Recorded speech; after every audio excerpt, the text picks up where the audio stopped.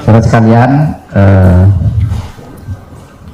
sore ini tadi kami mengadakan rapat koordinasi dengan Kejaksaan Agung, dengan Mabes Polri, dengan Menteri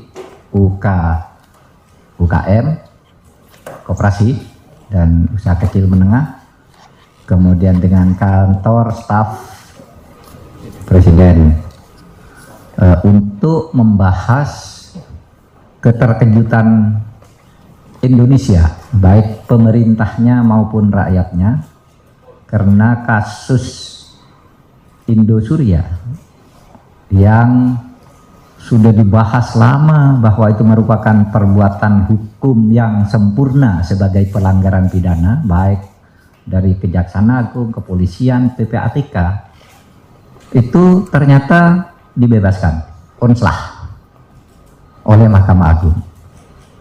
Kita tidak bisa menghindar dari keputusan Mahkamah Agung. Untuk mengganti kata kita harus menghormati, saya sekarang akan mengatakan tidak bisa menghindar karena itu putusan Mahkamah Agung ya. Mungkin kita tidak perlu menghormati, kita tidak bisa menghindar gitu aja kan bisa, nggak bisa apapun gitu karena itu putusan Mahkamah Agung. Karena apa? Itu dakwaannya udah jelas, pelanggaran undang-undang perbankan pasal 46, menghimpun dana dari masyarakat padahal dia bukan bank tanpa izin, itu kan sudah jelas. Kemudian kalau dia mengatasnamakan koperasi, 23.000 orang yang menggugat ini bukan anggota koperasi nyimpen uang di situ, kan tidak boleh. Bisa juga masuk ke pencucian uang kan dakwaannya dari itu, tapi tetap bebas. Nah oleh sebab itu kita tidak boleh kalah untuk menegakkan hukum dan kebenaran. Pemerintah, Kejaksaan Agung akan kasasi. Kita juga akan membuka kasus baru dari perkara ini karena tempus deliktinya dan lokus deliktinya setelah korbannya masih banyak. Kita tidak boleh kalah untuk mendidik bangsa ini berpikir secara jernih dalam penegakan hukum.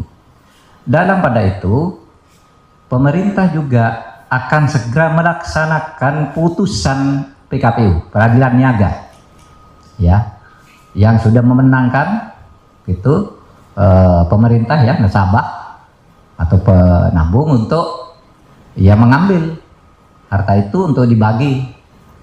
Itu putusan pengadilan, cuma masalahnya sekarang pengurusnya masih yang lama. Nanti kita akan melakukan langkah hukum. Dan untuk jangka panjang, panjang dalam arti di luar panjang sesudah ini, tidak panjang-panjang amat kalau waktunya, kita mohon pengertian kepada DPR. Kita akan merevisi undang-undang koperasi karena sekarang penipuan-penipuan dan pencurian uang rakyat itu, kalau undang-undang perbankan ada pengawasnya, kalau undang koperasi itu mengawasi dirinya sendiri koperasi, sehingga menteri koperasi, pemerintah tidak bisa ikut ke dalam, baru sesudah terjadi dipaksa ikut oleh hukum. Nah oleh sebab itu mohon pengertiannya, kita akan merevisi, mengajukan revisi undang-undang koperasi agar penipuan-penipuan yang berkedok koperasi ini bisa segera diakhiri dan ditangkal untuk masa yang akan datang. Demikian untuk kasus Indosuria.